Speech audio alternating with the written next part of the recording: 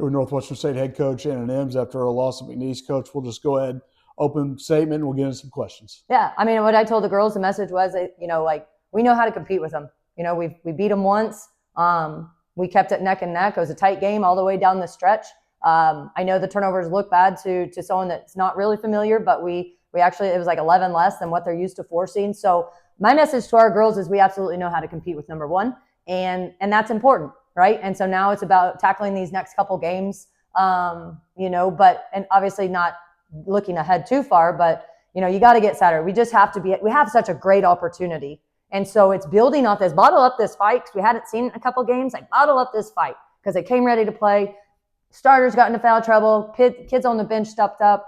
We lost, but it's not a bad loss. The girls did a great job. They showed a lot of fight, and you can't be mad about that. And we just have to keep working to grow and correct the turnovers, the ones that that weren't forced. But I thought they showed a lot of toughness, and so I'm pleased with them.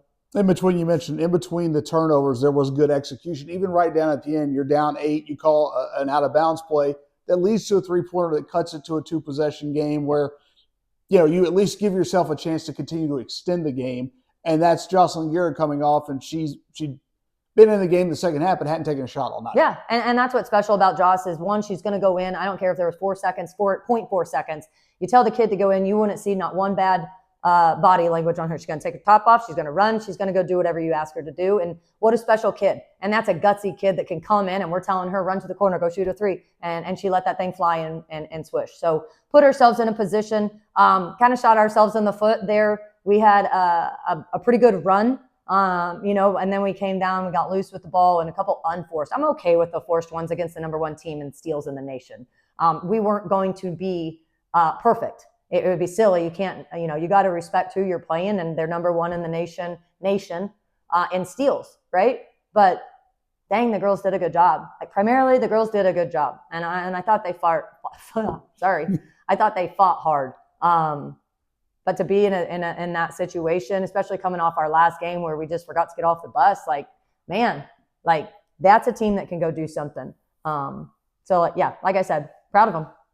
And again, the execution there, I mean, you started 7 for 10 from the three-point line, and we know when it's going well, that's your bread and butter. That's what you want, and you want to see it. And it was spread out. It wasn't necessarily just Naya and V. People, the ball was moving. Everybody was seemingly in rhythm taking shots. So again, stretching that across 40 minutes. Yeah, 100%. And T's a phenomenal player. T's growth, if we could just have her another year, like her growth from when she got here to here, it's just tremendous. Obviously an incredible downhill attack kid, mid-range game, great, but she's shooting that 3 ball with confidence. And you add another kid on the perimeter that's going to shoot it with confidence. We had 4 kids, I think, in double figures. That's a recipe for success. So we clean up some of those turnovers. But again, I know it sounds weird as a coach, but it's 1 less than we had last time, and it's against a very good defensive team. So if we cut out the silly ones, the unforced ones, different ball game. But yeah, we just had kids step up. But the biggest thing is we can't only be driven by that 3-point line. We've got to finish around the rim. And I told them, I said, I don't care if 3 people are hanging on you. There's no excuse not to power through, blow it up, and go finish with confidence. Stop looking for a foul. And it's something we've been working on, and we're going to continue to work on. But I think I saw some fight back in their eyes and some belief back in their eyes, and that makes me very, very excited. And again, that's a deep team too. They're throwing numerous bodies at everyone, whether it's ball handlers or front court. Yeah. So you talk about kind of absorbing some of that punishment there. It does kind of grind and grate on you a little bit when they're continuing to throw bodies at you. Yeah, it is. I mean, they hockey sub for large in part. They hockey sub. There's no fall off by any means. They're a program. They've been playing together for years. So there's a lot of consistency in their play.